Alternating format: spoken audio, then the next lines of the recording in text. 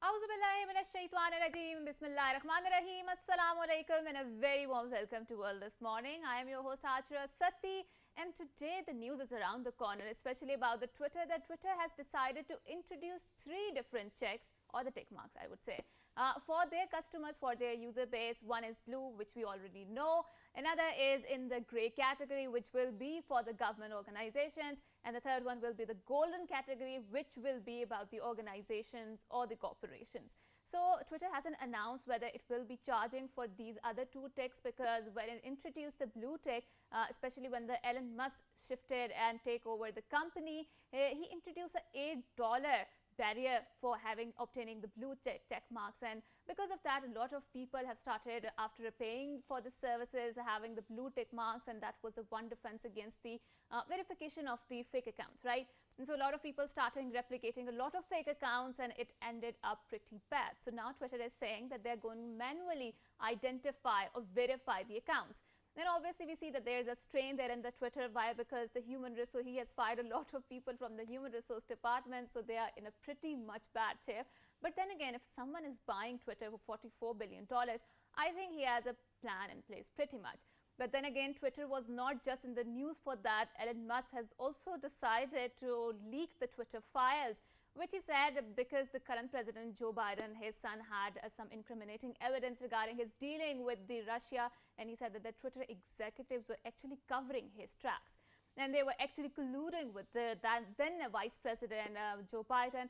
But then again, this story didn't find much traction. I don't know the reason why, but then again, it is said about the Elon Musk that he has a rightist leanings, and the Twitter top executives who were actually fired have the leftist leanings. And so, I mean, in the coming days, we're going to see these trends where there's a lot of mud raking on the politicians because elections are around the corner. I really do not like this trend. Why? Because I think you should, campaign out on the election manifesto, not on the mud raking or the character assassination.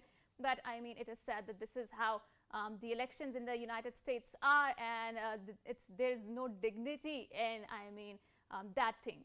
So we will see how the things will roll on. So moving on to our top stories, which is about our Prime Minister Shehbaz Sharif has said that Pakistan needs clean, environment friendly and cheap electricity to power its economic growth. Of course, in a tweet, the Prime Minister said the present government is working on a plan to diversify the energy mix that will have a safe, previous foreign exchange and provide relief to the people. He also said the government is particularly focusing on solar and hydropower potential. And we have seen that how Pakistan's leadership has emerged a major focal point, especially on the Sharm el-Sheikh COP27 conference, because we have seen that Pakistan is most vulnerable to the climate change. And now moving on to our another top stories, which is also about the Prime Minister. Shehbaz Sharif has said that it is a historic moment that the England's cricket team is in Pakistan after 17 years. He said cricket plays a vital role in strengthening the ties of the nation. Addressing the reception in the honour of the England Pakistan cricket team's Prime Minister appreciates British government support to Pakistan's cricket. He also appreciated the efforts of Ramiz Raja and lauds the generosity of Ben Stokes. And of course, the cricket team is nowadays in Islamabad, and we can literally feel their presence because there's special routes for them from where they are traveling to the stadium and then coming back to that. And I mean, we are really glad that the cricket is really taking off in Pakistan, because I think this is how sports should be, and this is how it is. Okay, so moving on to our third top story, which is about the death anniversary of legendary Qawwal Aziz Mian, which is being observed today. To remember his work and strong dedication in the field of signing with the medium of Qawwali, so we are remembering Aziz Mian Qawwal, and also we have a package to share the life story of his.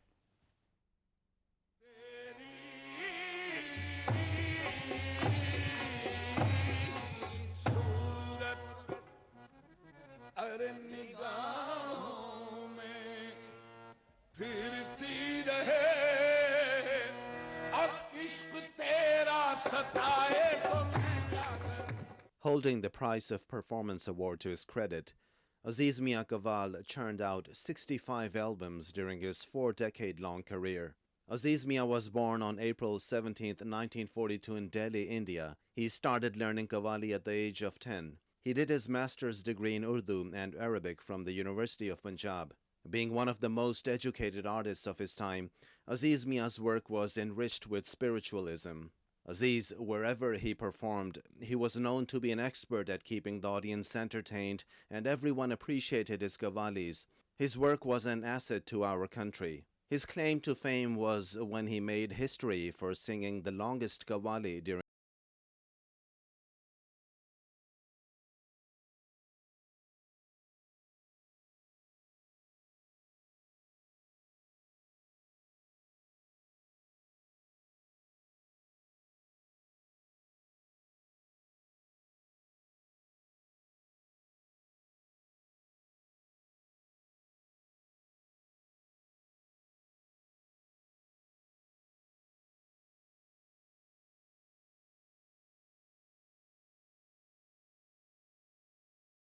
super hit qawwalis include Allah Hi Jane Kaun Bashar Hai, Nabi Nabi Ya Nabi, Main Sharabi, Teri Surat, and Admi Hai Benazir. While Aziz Mia's contemporaries remember him for his unique style of singing, qawwali listeners still have his music preserved in their libraries. His passion for the field could be seen from his willingness to perform until he breathed his last in 2000. And certainly we remember Aziz Mia Qawwal, and I think the digital medium is doing a big services in reviving and keeping intact his memories. So digitalization, which is such an important feature of 21st century, is not just playing out in the field of entertainment, but also in the field of hospitality and other fields. So in order to have a more elaborate discussion about the digital marketing and about the hospitality sector and how it is changing the contours in a very fastly changing world, we are very glad that we have been joined by two wonderful guests. Number one, we have Stephen Gnagi. He's a consultant hospitality management. He's also faculty member at the EHL in Switzerland. Assalamu alaikum and welcome to our show. Good morning. Thank you very much. Good to be here. Right. So joining Stephen is Tehreem Zulfikar, who happens to be an HR professional at Serena Hotels. Assalamu alaikum and thank you so much for coming to our show. Assalam, Hajra. Thank you so much. Wonderful. So kickstarting our conversation, Stephen, I would like to ask you, so we have seen that the customer review is one of the things that the hospitality segment or in general businesses are very particular about, catering to them and making sure that they are satisfied with that. But sometimes it happens is that they are not satisfied because obviously to err is a man, right? So how do we make sure that we keep our base intact and customers satisfied? Well, it has a lot to do fundamentally with the overall culture of an organization, and I think it starts with our team, with our staff, with our colleagues. If we look well with our staff and we take care of them, we nurture them, we are here for them, they take pride in what they do, they provide good service. And with good service, hopefully our customers are satisfied. And in particular today with the digital presence that is here all the time. People are very quick to pick up their phone, make a comment, drop remarks, Instagram, Snapchat, whatever it might be real. Right. But it's the reality of life, and I think the hospitality industry has to live with it. Right. But yeah. So yes, thank you. Moving on to Tehreem, we have seen that, and COVID has taught us this, that the creation of the food and the delivery has morphed according to the changing times. What are some of the latest trends in the hospitality segment? I think after the COVID, if you see, people have moved to the work from home True. thing. So Right. they are working with staycation, they are having work from home thing. So they prefer going to the hotels, they are doing their work with the laptop and enjoying the ambience as well. Right. So Stephen, coming back to you, we've seen that smartphone, because everyone has smartphone nowadays, and it is the best medium to tell about their own story. So it's good for the storytelling. And we have seen that it's connected with the 3 C's, especially about the customer base, with the content, contacts actually, and also with the services that you're providing. So in a very frictionless environment of the smartphone, how do you think Serena is evolving its strategy when it comes to the storytelling and the marketing, merging it with the marketing? Well, I think Serena Hotels and Resorts is a very dynamic company, and I think that they've been very proactive in driving their social, their presence on digital media throughout. And I think it's a very tedious process. It's a never-ending process.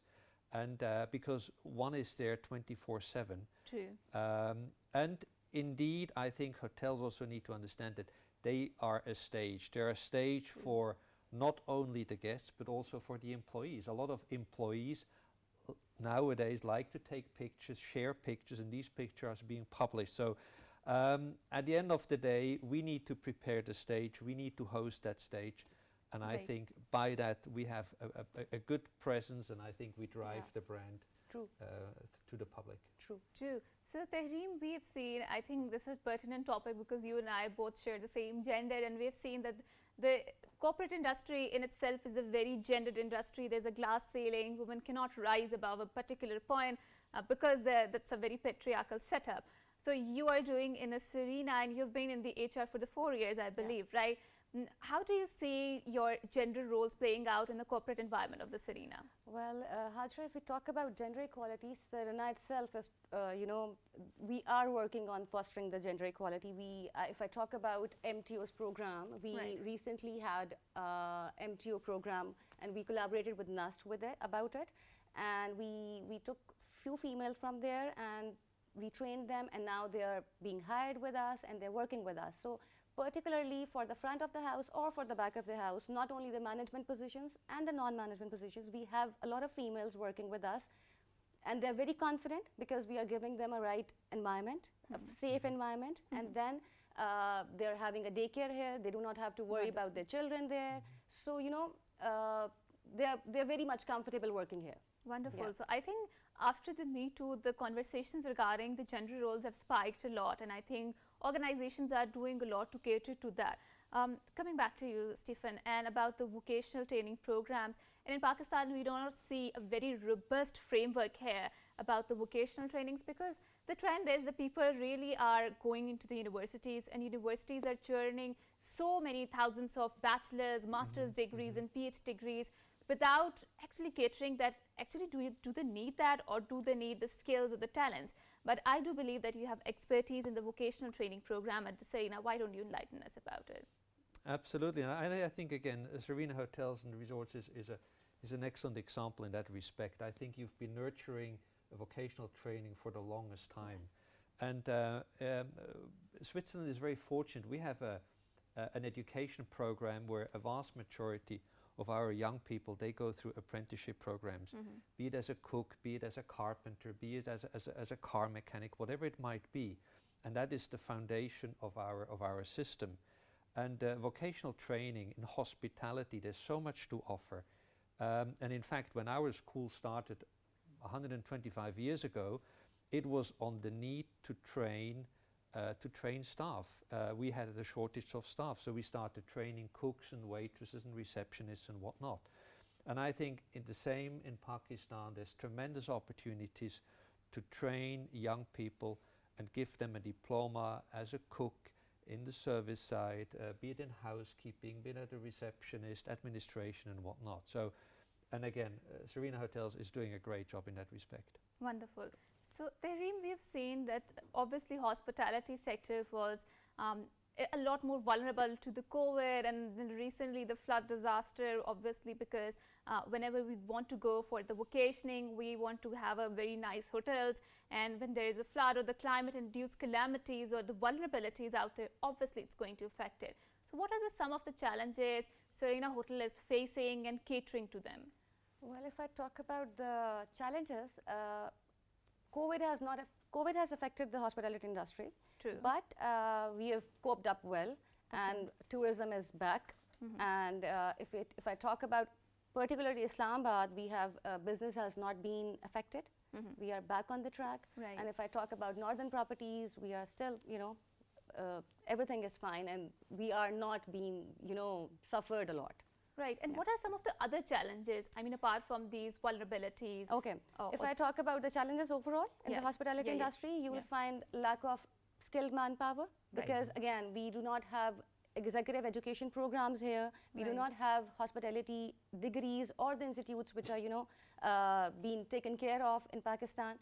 So to improve the manpower here, to give them the skills, we need the education. We need Right. that institutes, and we are basically improving because of that.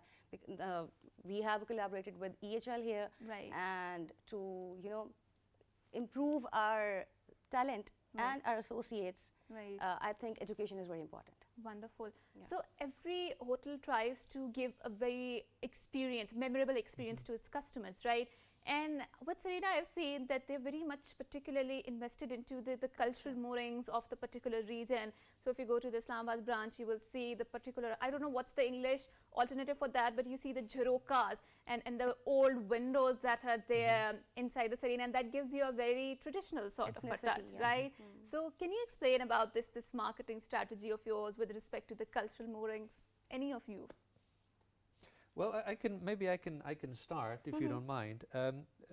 My first impression when I arrived in Islamabad a couple of days ago at the Serena Hotel, Right. I was absolutely taken aback. I've seen Right. pictures on the internet, but seeing that hotel, the lobby, the beauty of that surrounding, and I think then combined with the courtesy of people, I think that makes it absolutely unique. And today's travelers, they no longer want to have a cookie cutter experience. People want to have a unique, local, experiential experience, and I think that's what they're looking for, and I think that's what you provide. Yes, and they basically, people get the sense of ownership. They get True. the cultural aspect. When they see the cultural aspect, they feel that they're, at the home. Right. Yeah. That's very true, because I do remember when I went to abroad, especially Europe, so I really wanted to have a mesmerizing experience with respect to the indigenous culture, the local culture there, because I think you can find the multinational corporations everywhere around the world, and I mean they're the same all around the world, but experiencing something particularly which is very cultural is something that is, I mean, very unique, and its experience I hold it really dear. So talking about the faculty and the training, and from the EHL you were training, so what are some of the challenges which you have identified, especially from the Western perspective?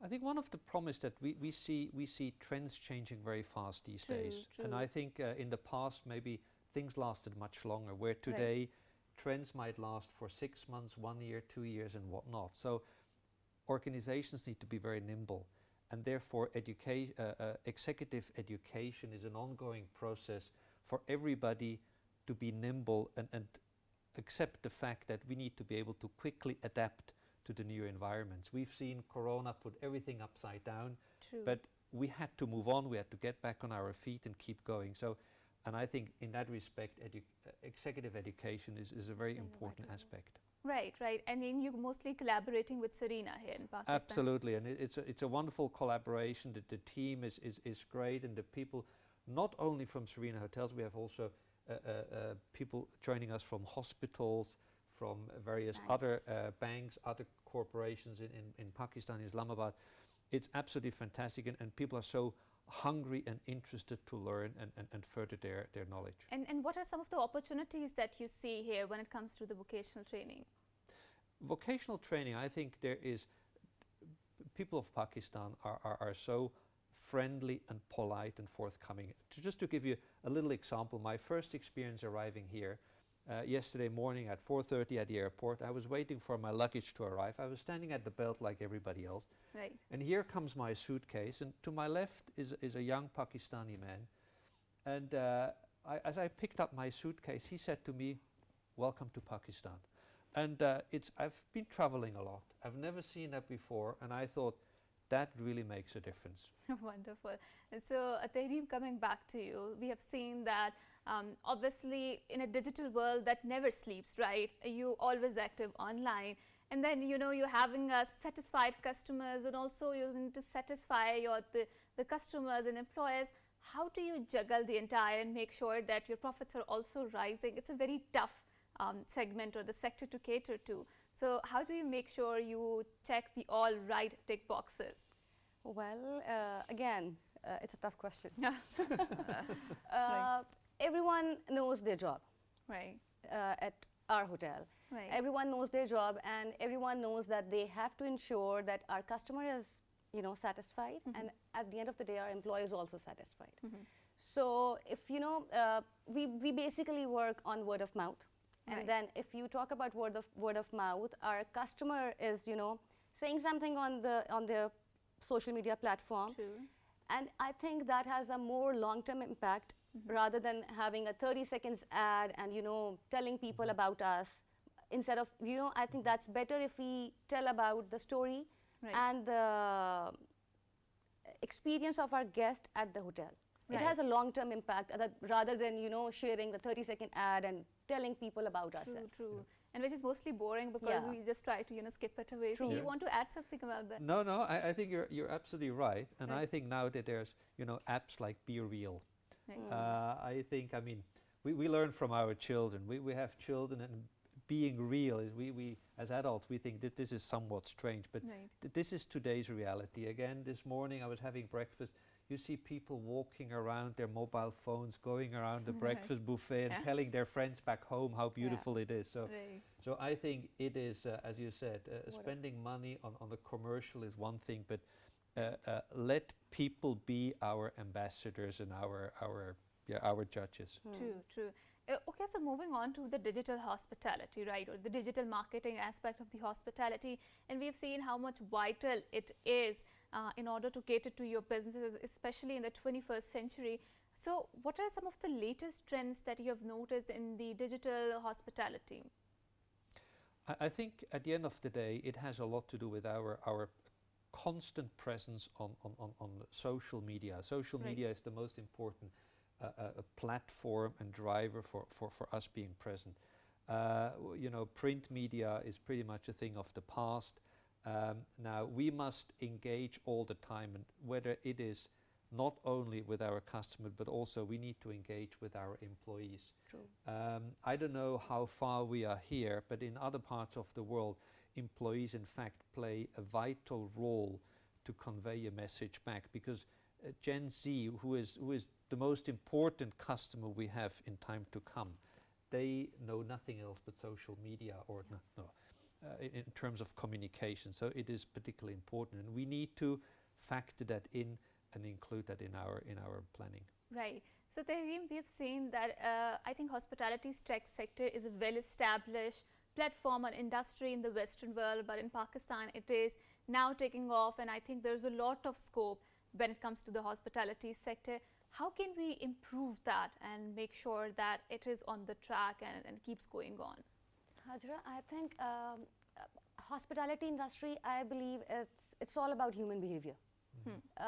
It comes from within, Right. and then you basically polish your skills. Right. And to polish your skills, you need education. Again, we need to have right platform and right facility to be provided to the associates and the practitioners themselves, so that they can flourish and they can nourish the associates working under them. Right. Yeah. Right. Stephen, we have seen that hospitality sector or the industry has spawned a lot of jobs, and they've hired people from not just their own industry but from the other industries as well. So for example, for the digital marketing team, you need to hire the tech people or the digital experts or the people from the advertising background, and similarly and other segments from the hospitality sector. So with such sort of job creation that it spurs, how do you see the future of hospitality segment? I mean, what are some of the trends that you see are getting redundant and we need to work on, especially in the context of Pakistan? I think the typical hotel is probably a thing of the past. I think hotels evolve to a different level these days. We talk in the past, we had hotels, we had the rooms, we had food and beverage, we had a spa, and then we had these facilities. Right. Nowadays, hotels are, for instance, the lobby and the lounge is a combined venue. We see co-working spaces in hotels. We see retail coming into hotels more and more. True. So we see hybrid structures in hotels, where we go to a hotel to have a good time, to meet friends, to conduct business, to celebrate, to enjoy ourselves. Right. And I think more and more the hotel becomes also part of the local surrounding, the neighborhood. True. And I think this is how hotels are going to evolve in that direction. That's very true, Tehreem. Coming to you, we have seen that I mean, the hospitality segment has it is a breeding ground sort of for the local empowerment also, right? So if you go to the mountainous areas, especially in Gilgit-Baltistan or Kashmir side, you've seen that there are a lot of local dhabas who have come up, and the local people are actually the guides there, you know, who can tell you a lot of indigenous information or wisdom about that particular area, right? But obviously they are not that much trained when it comes to catering to the tourists out there. So I do believe that Sarina is doing something in this regard. Would you like here to elaborate? I think when we are in the community, it's give and take. It works both ways. If we are, you know, in the community, we have to serve them as well. So if we talk about northern areas, we are doing our CSR there. We have females there.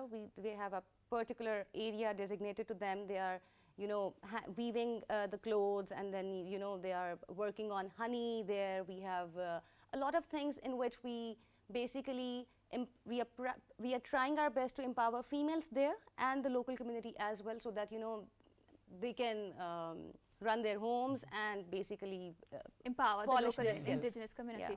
Thank you so much, Stephen. Thank you so much, Taini, for coming out to our show and enlightening us about the digital marketing, about the product contents and the contours of the hospitality segment. And obviously, it has a lot of scope in Pakistan because people are vying to go out to explore something new. So we're going on a short break. Don't go anywhere.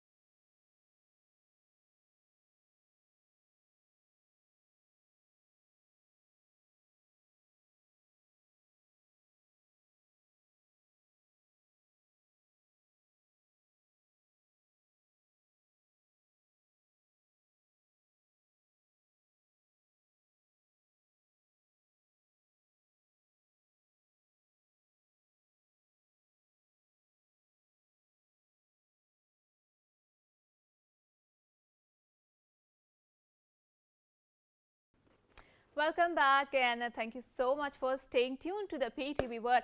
Okay, so my dear viewers, we know that it's a winter season, and winter season is famous for the dryness and for a lot of viral season influenza apart from the peanuts and a lot of dry fruits. I do think that nowadays, because there is no rain, there is a lot of dryness, especially in Islamabad. So a lot of kids are getting affected by these viral influenza season.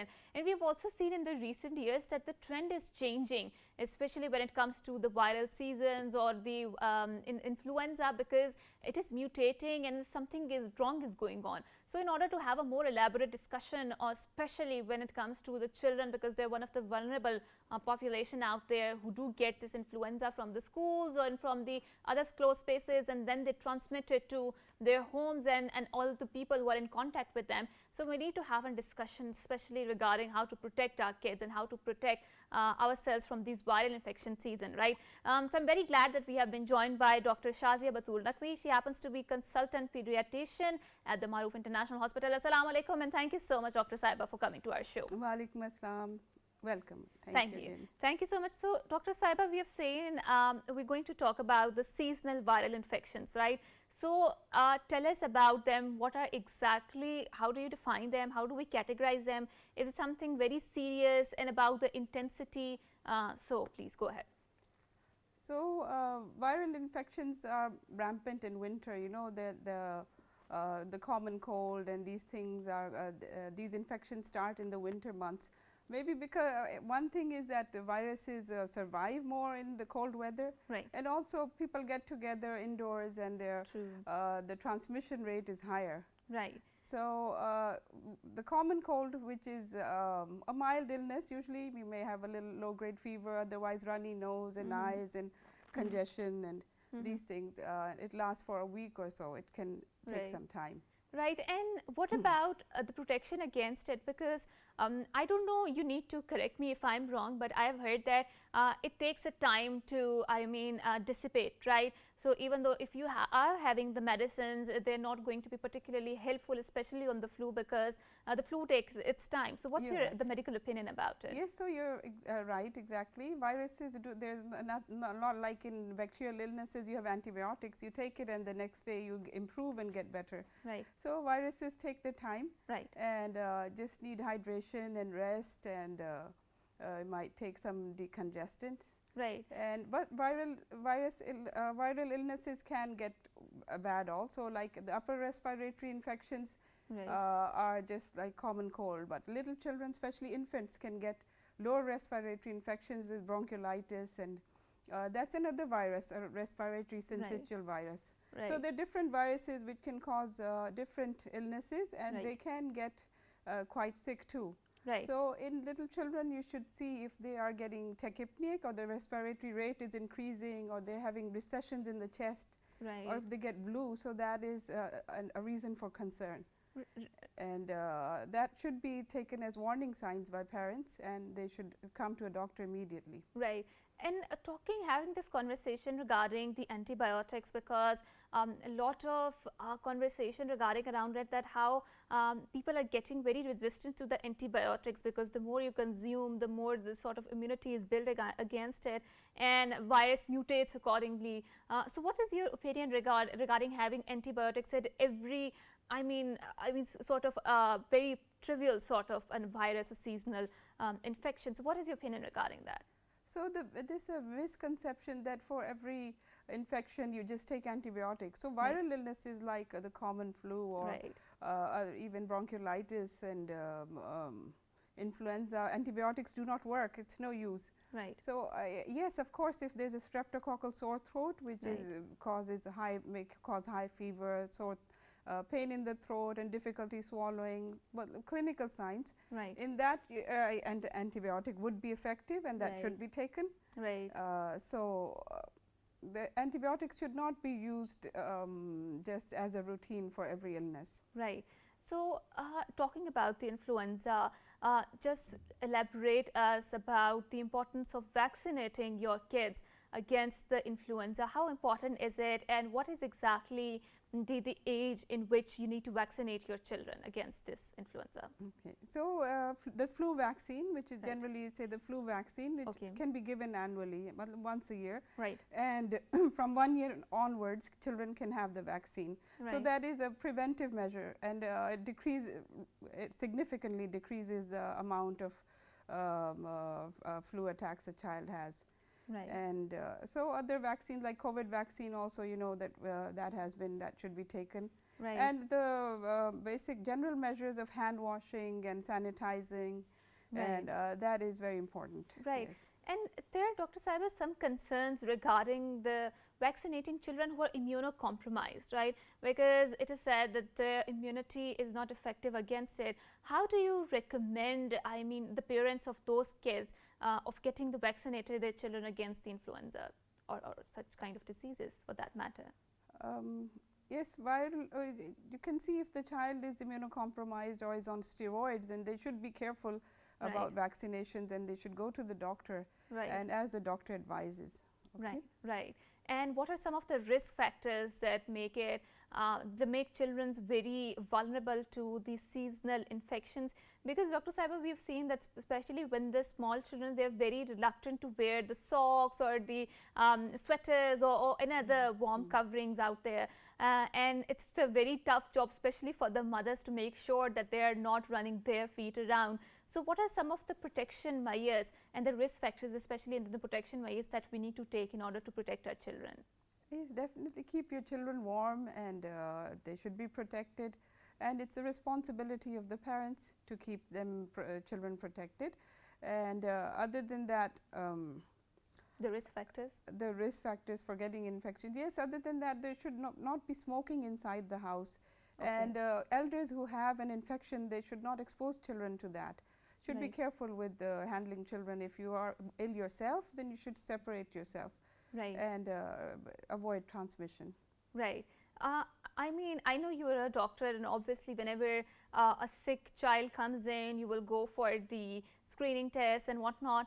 But are there any home remedies that we can imply to make sure that our children are protected against these seasonal viral infections? So, other than the routine vaccinations, What are the good foods that you need to yes, have? you need to have healthy food. Children should not have junk food like you know, now fast foods are the trend, and True. having a lot of these chips, Lanties, and True. Pepsis, and all the junk you know you can buy. Right. So avoid that, and children should have healthy food. Right. And supplement with vitamin D and calcium and other B complex vitamins and as needed, because you know our population is so deficient in these micronutrients as well.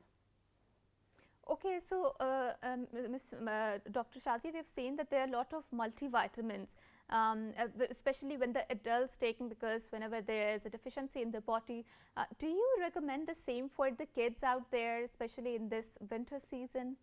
Well, if the diet is healthy and balanced, you don't need to. If the children are taking fresh fruits, vegetables, getting enough sunlight, you don't need to supplement. But if your diet is not that good, and as we have plenty of sunlight, but 80% of our children are vitamin D deficient.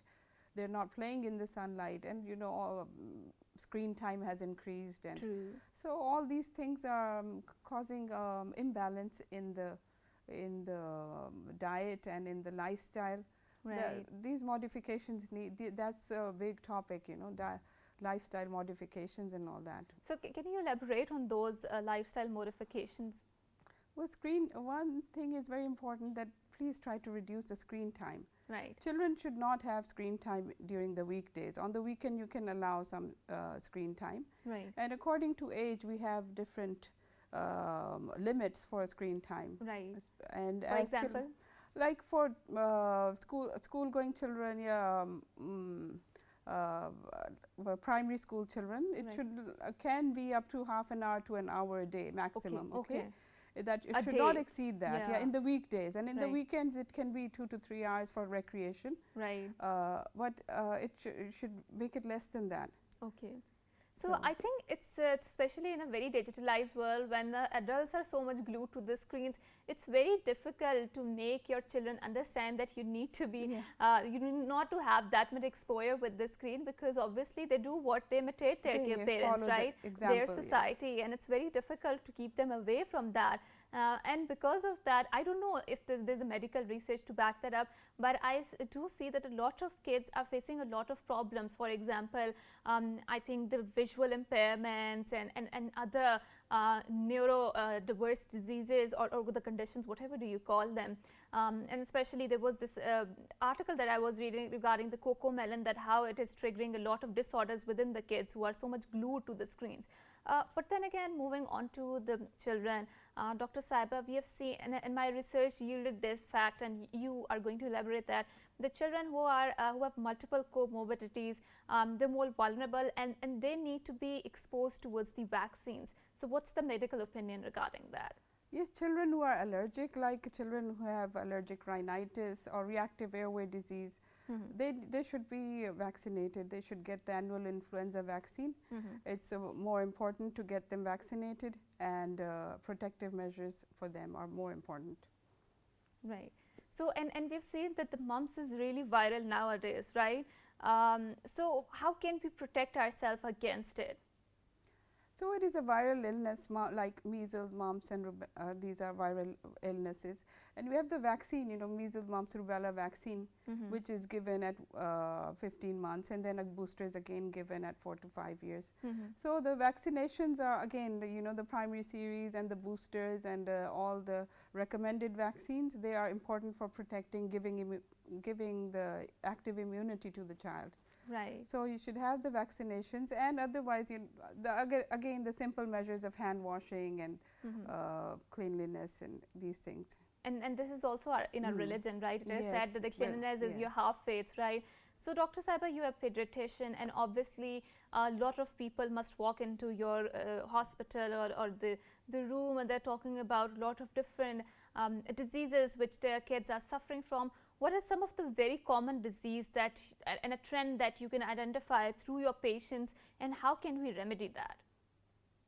So in the winter months, again, the upper respiratory tract infections and the lower respiratory and the gastrointestinal infections as well. Right. Which are mostly viral, but we have bacterial infections still going on, like enteric is even going on now. Right. In the winter months even, and children can get pretty sick. So try to avoid outside food, junk food, marketplace food, Right. and have good balanced diet at home, home cooked food. I would advise that. Right, and it's very difficult to protect your children nowadays because I mean they're exposed to so much content out there, and especially with the canteens. And I do remember when we were growing up, our mother was particularly strict about not having junk food from outside. And if we could, I mean, secretly smuggle into our houses, that would, and if she discovers that we are eating that, that would be a different story altogether. But I think nowadays there's so much consumerist trend that kids are having the junk food, and I don't think so. There's a very strict clampdown in our houses to protect our kids about that. But then again, it brings us to the importance of having a healthier lifestyle, a healthier diet, because all of these diseases stems because there's something wrong with the lifestyle, and we need to, I mean, remedy that trend. Dr. Saiba, thank you so much for coming to our show and for enlightening us about these viral issues, seasonal viral diseases. And we've seen that a lot of kids now are actually getting that, and especially they are more vulnerable in a closed environment, but that is the perfect breeding ground, and the kids get them and then they go back home, and they also, the people who are coming in contact with those kids are also actually vulnerable with that. And I think simple protection measures like washing your hands and cleanliness can protect you against these viral diseases.